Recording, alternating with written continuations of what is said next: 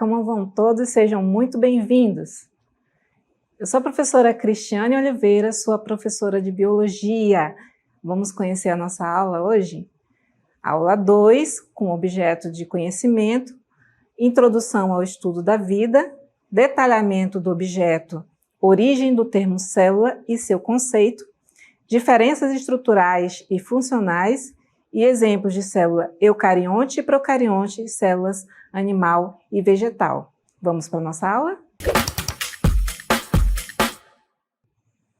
Olá! Gostaria de chamar a atenção de vocês para assistirmos um VT introdutório ao nosso conteúdo.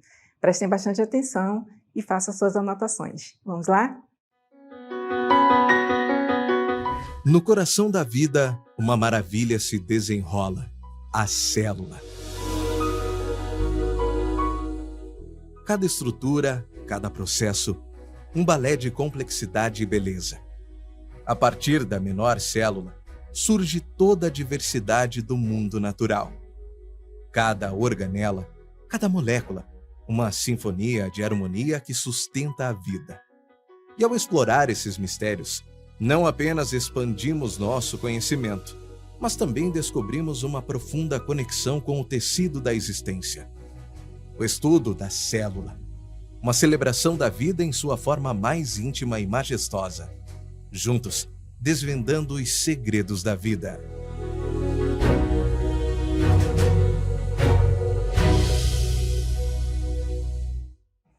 E vamos celebrar a vida com o estudo da célula. Eu espero que vocês tenham gostado. Foi feito com muito carinho. Vamos dar continuidade aí à nossa aula. Então, primeiro, vamos falar sobre o conceito de célula. Células são estruturas que formam o corpo humano de todos os seres vivos. Elas são as menores unidades estruturais e funcionais dos seres vivos. E com a exceção dos vírus, todos os organismos vivos possuem células. Importante lembrar que o campo da biologia que estuda a célula é chamado de citologia. Né, gente? Então, está aí o conceito dado para vocês. Né? Vamos continuar aí com por que é importante o estudo das células. Né? A importância do estudo da célula para a comunidade científica e para os ramos da ciência. Primeiro, para a biologia molecular. Então, o estudo das células para esse campo fornece insights fundamentais sobre os processos moleculares que ocorrem dentro delas, como a replicação do DNA, a transcrição, a tradução e a regulação gênica. Então, outro ramo da biologia que é beneficiado através do estudo da célula é a genética. A compreensão das células é essencial para o estudo da hereditariedade, variação genética e evolução, bem como para o desenvolvimento de técnicas de engenharia genética e terapia gênica. Então, outro ramo da biologia, da citologia, da biologia que vai ser beneficiado com o estudo das células é a biologia do desenvolvimento. O estudo das células é crucial para entender como os organismos se desenvolvem a partir dessa única célula inicial, até formas multicelulares complexas, abordando processos como diferenciação celular e morfogênese. Outro campo da biologia que se beneficia com o estudo das células é fisiologia. O conhecimento das células é essencial para entender como os diferentes tecidos e órgãos funcionam em nível celular, incluindo a comunicação celular, o transporte de substâncias e regulação metabólica. Não menos importante, o campo da biomedicina e medicina também se beneficiam com o estudo das células, pois é fundamental para a compreensão das bases moleculares de doenças, bem como para o desenvolvimento de novas abordagens terapêuticas, medicamentos e tratamentos médicos. Né? Outro campo da biologia é a biologia do câncer. A pesquisa sobre as células cancerígenas proporciona insights sobre mecanismos subjacentes ao desenvolvimento do câncer, bem como para a identificação de alvos terapêuticos e estratégias de tratamento. A neurociência se beneficia da seguinte forma, né? O estudo das células nervosas e sua organização em redes complexas é essencial para compreender o funcionamento do sistema nervoso e as bases biológicas de processos cognitivos e comportamentais. Então, aí nós temos todos esses itens pesquisados que são beneficiados. Eu escolhi apenas algumas, né? Tem outros ramos da ciência, tem outros ramos da biologia que também se beneficiam com o estudo das células. Para darmos continuidade, vamos entender um pouquinho sobre que instrumentos são utilizados para fazer o estudo das células, né? É uma ferramenta muito importante, essa que vocês estão vendo aí, né? O microscópio óptico, né? A ferramenta mais importante do estudo da célula, que geralmente utiliza 2 parâmetros. Nós temos a ampliação e a resolução. Porém, não existe só o microscópio óptico, nós também temos o microscópio eletrônico, né? A diferença entre um e outro está em tecnologia, é claro, mas os dois são utilizados atualmente, né? Fazendo uma analogia de aparelhos, nós temos aí aparelhos celulares analógicos e digitais. Os analógicos ainda são utilizados em algumas culturas, mas fazendo essa comparação para a biologia, nós temos também o microscópio óptico e o microscópio eletrônico. E esse eletrônico, dependendo da tecnologia, ele pode ser também de varredura, né? Que quanto mais tecnologia utilizada nele, né, mais você consegue estudar as células com mais afinco, né, com uma proximidade e uma resolução melhor. Mas o que é essa proximidade? O que é essa resolução, professora? Vamos dar uma olhadinha aí, né? A imagem de um microscópio óptico e a diferença dela para o microscópio eletrônico. Separei para vocês aí 4 parâmetros para fazer a diferença entre uma ferramenta e outra. O primeiro é a resolução, né? A resolução que está relacionado com distanciamento, aproximação, profundidade, magnificação também, que vai se complementar à resolução.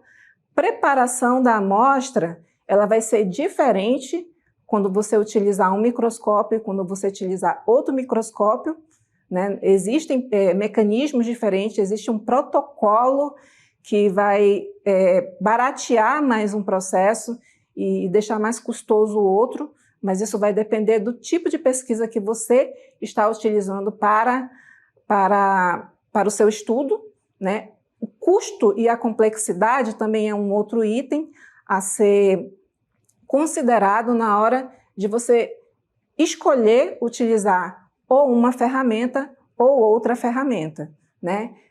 No campo de visão de vocês aí, do lado direito da tela, nós temos 2 imagens. Detalhe, as 2 imagens fazem parte da mesma amostra, que são células do sangue, né? Observem na imagem onde tem pontinhos menores, essa aí é o campo de visão do microscópio óptico, né? Nesse campo de visão, vocês podem observar as células bem pequenininhas. Para o estudo acadêmico, essas células aqui, elas já podem ser visualizadas de forma a se considerar o estudo morfológico, né? Você quer saber só a forma, você não precisa saber a quantidade, você não precisa estudar a fisiologia, né? Só observar. A nível acadêmico, o microscópio óptico é ideal. Mas, quando você quer, né, a nível profissional, científico, entender um pouquinho melhor sobre a fisiologia, você utiliza uma tecnologia mais cara, né? Isso vai depender da escolha do grupo de pesquisa, da universidade e do objetivo dela. Percebam que a imagem do microscópio óptico, embora esteja em preto e branco, com tons de cinza, permite que você veja uma profundidade melhor e uma resolução melhor dessas células. E vocês vão observar que vão existir muito mais do que as hemácias, que estão mais em evidência na outra imagem, na imagem do microscópio óptico. Tá? Para darmos seguimento, nós vamos falar um pouquinho sobre a teoria celular. Essa teoria celular, gente, como toda teoria, ela foi construída, né? Ela não surgiu da noite para o dia, teve todo um contexto histórico para que a gente pudesse concluir o que seria essa teoria. Tudo começou a partir do descobrimento da célula, através de um cientista muito famoso dentro da área da citologia, que é o Robert Hooke. O que ele fez?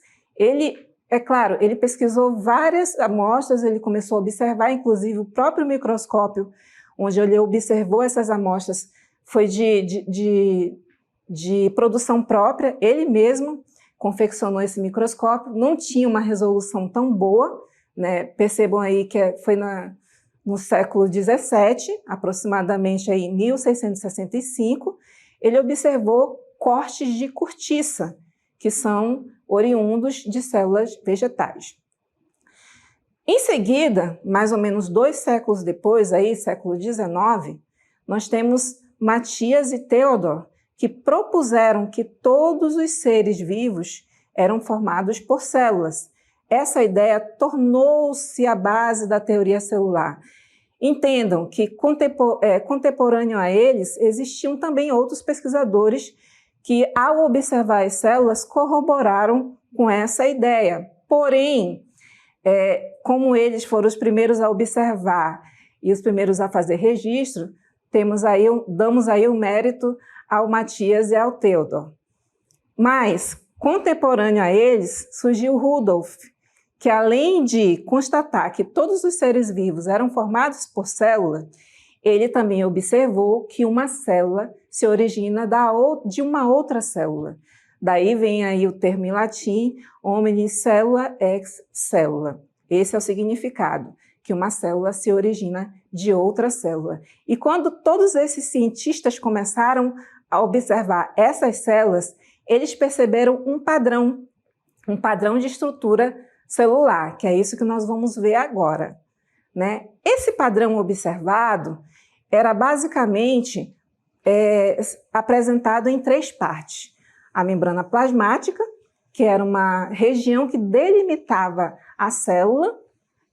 Então, essa delimitação, com o passar do tempo, né, e com o passar da tecnologia, que ia avançando para que outros microscópios fossem construídos para esse estudo, eles aumentavam a resolução dessa célula e constatavam que dentro dessa membrana plasmática existia outras estruturas, outros órgãos, né, que estavam imersos em um líquido, né? Essa parte da célula foi chamada de citoplasma. É claro que com os adventos da tecnologia e avançando cada vez mais e a resolução ia aumentando, eles puderam observar que dentro do citoplasma tinham, além de outras estruturas, algo que chamava a atenção deles, que era o material nuclear. Esse material nuclear, ele foi observado da seguinte forma. Em algumas células, ele tinha uma delimitação, que foi chamada de envoltório nuclear, carioteca ou cariomembrana, e outras células não mantinham esse padrão, cujo material, que posteriormente foi constatado que era material genético, ele ficava disperso no citosol, no citoplasma. Então, o que nós vamos verificar agora?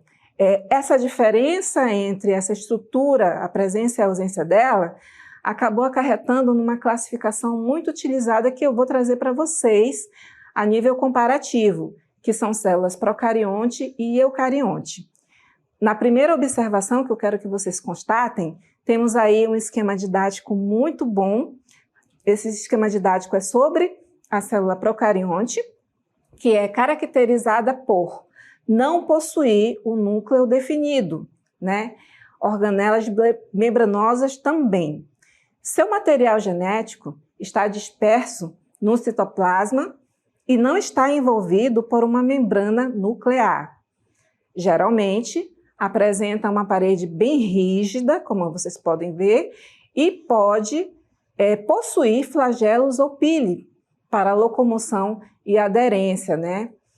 Bem, esse exemplo, esse esquema didático, ele está mostrando, falei para vocês de duas estruturas que ficam por fora da membrana, né? Essa estrutura aqui, que está sendo apresentado nesse esquema didático, é o flagelo, né? Nós temos aqui a presença da parede celular, né? Ribossomos, o citoplasma e uma atenção especial para o material nuclear, que geralmente fica disperso, olha aqui, ele está espalhado no citosol.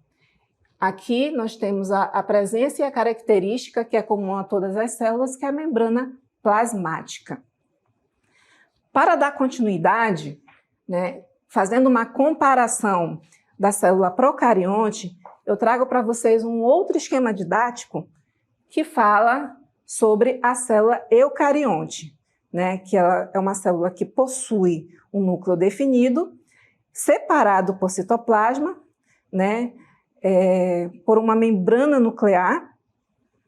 Além disso, contém organelas membranosas, como o retículo endoplasmático, complexo de Golgi, mitocôndrias e lisossomos. Possui também uma diversidade de formas e tamanho, podendo ter uma única ou muitas células. Vejam aí nesse esquema didático, com bastante atenção, que esse núcleo, que está bem definido, não foi apresentado no esquema anterior, ele não aparece, né, por conta dessa estrutura aqui, que é a membrana nuclear, né?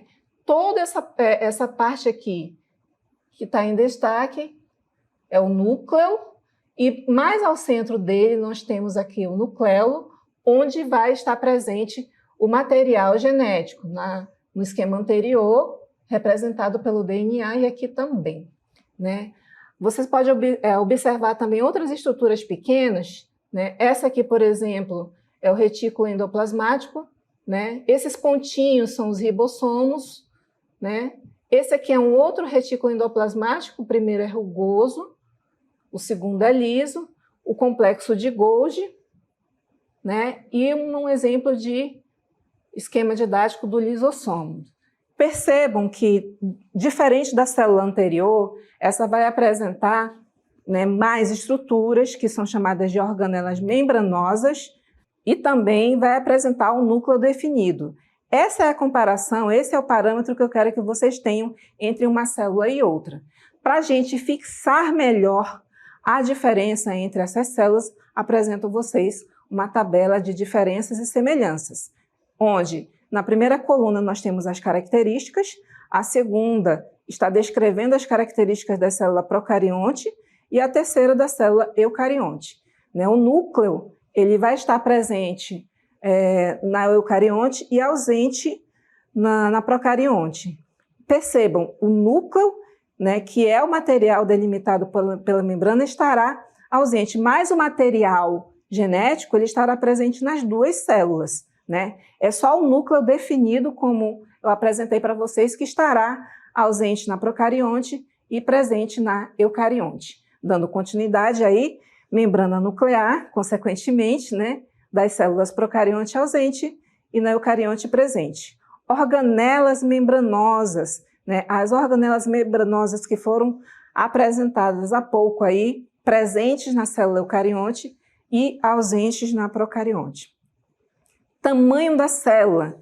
Geralmente, as células procariontes, né, evolutivamente são menores, né, têm menos estrutura, são menores e são mais simples. Já as células eucariontes são geralmente muito maiores, vista ao microscópio, tanto óptico quanto eletrônico. Dando continuidade aí, nós temos as seguintes características. Divisão celular, né, eu separei para vocês um exemplo de divisão celular, que é por fissão binária, mas existem outras presentes nas células procariontes, né? Mas isso vai diferenciar elas das eucariontes, que vão ter um processo diferente de divisão celular, que é a mitose e a meiose. Os ribossomos, eles estarão presentes nas duas, em ambas as células, só que em menor quantidade. e livre no citoplasma para as células procarionte e em maior quantidade livres ou aderidos ao retículo endoplasmático na célula eucarionte. A reprodução ela vai ser representada da seguinte forma. Para os procariontes, ela vai ser apenas assexuada, pelo fato deles serem, isso é uma outra classificação, unicelulares, né? Já nas células eucariontes, nós vamos ter, né, as duas situações, reprodução assexuada ou sexuada, porque nós vamos ter a presença de indivíduos eucariontes, tanto unicelulares como multicelulares. Exemplos aí, nós temos bactérias e cianobactérias, como procariontes, e, para os eucariontes, animais, plantas, fungos e protozoários. Mas, gente, não existe só esse parâmetro na citologia para você comparar uma célula com a outra. Nós separamos, além dos procariontes e eucariontes, uma outra característica de diferenciação que trago para vocês, mostrando primeiro a célula animal. Essa célula animal, que vai ser representada aí nesse esquema didático, percebam bem, ela tem uma estrutura levemente arredondada, né? Isso é uma característica comum a essa célula, que faz parte da estrutura e unidade básica dos seres vivos que são presentes dentro de um reino, que é denominado reino Animalia, ou reino dos animais. Suas características principais incluem a presença de uma membrana plasmática, que envolve o citoplasma e delimita o material genético, o DNA, né? O mesmo DNA que a gente pôde observar nos procariontes e eucariontes. Organelas como mitocôndrias, retículo endoplasmático, complexo de Golgi e lisossomos. Também vamos observar, além deles, ribossomos livres no citoplasma. Dando continuidade, essas células animais, elas têm uma característica interessante, que elas são classificadas como heterotróficas. Por quê?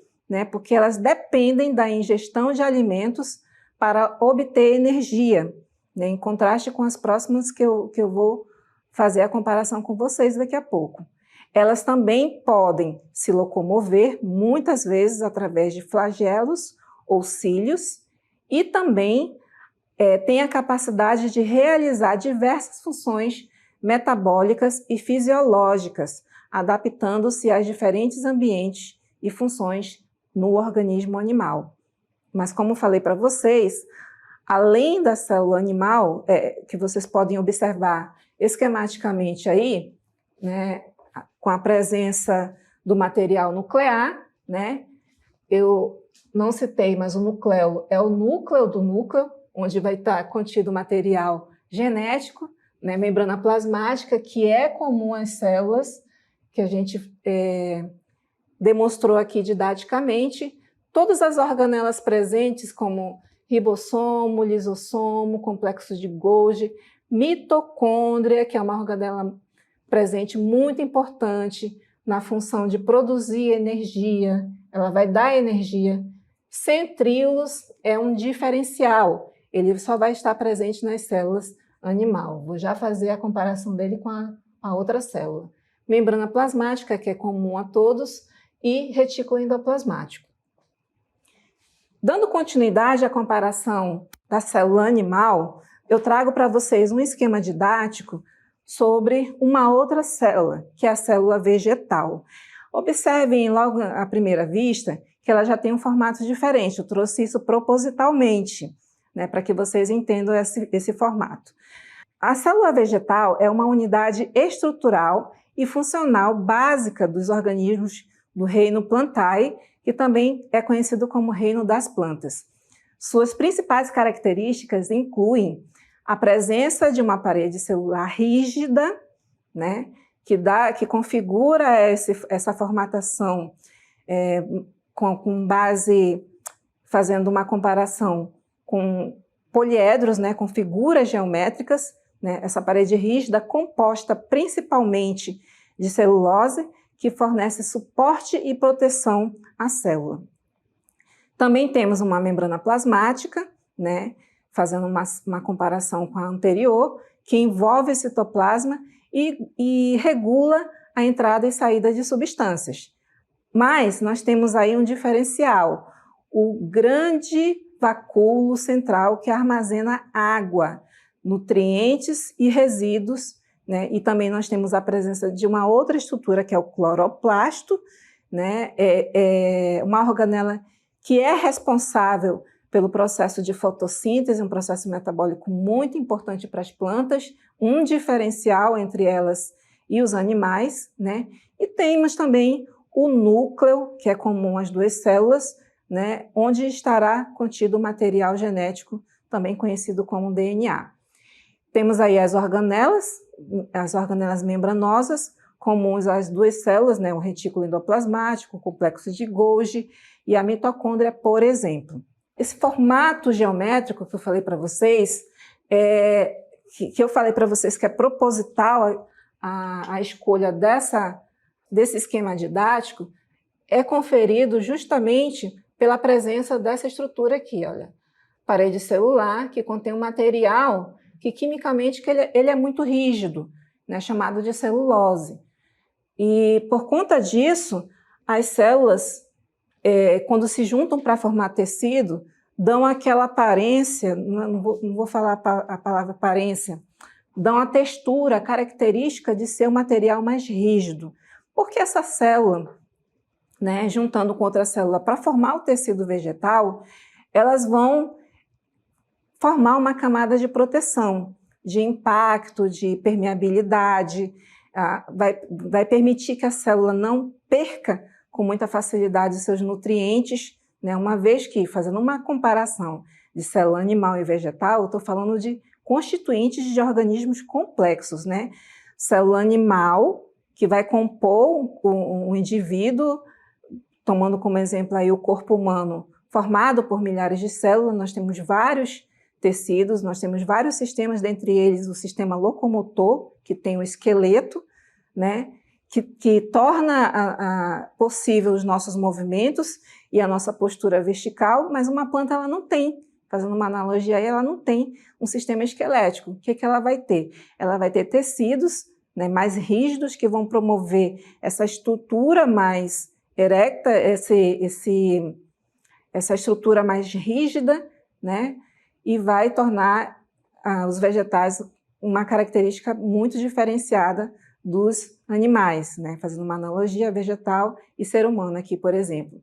Trago para vocês uma tabela comparativa entre semelhanças e diferenças dessas células. A animal, ela não vai ter, na verdade, a parede celular, e a vegetal vai ter essa parede celular. Cloroplastos vão estar ausentes nos animais e presentes nos vegetais, porque eles são responsáveis pela fotossíntese, e aí é o diferencial. Vacúolos, embora seja comum aos dois, presentes em menor quantidade e mais numerosos na célula animal, em contraste com a célula vegetal, e dando continuidade, né, formato e tamanho variável para as células animais, geralmente em formas regulares e maiores nas células vegetais, centríolos presentes nos animais, e estruturas de armazenamento são diferentes de uma célula para outra, são lipídios para animais e amido para os vegetais. Então, finalizamos aí a nossa aula de hoje, fazendo esse quadro comparativo entre células animal e vegetal, procarionte e eucarionte, né? Espero que estejam todos bem e até a próxima.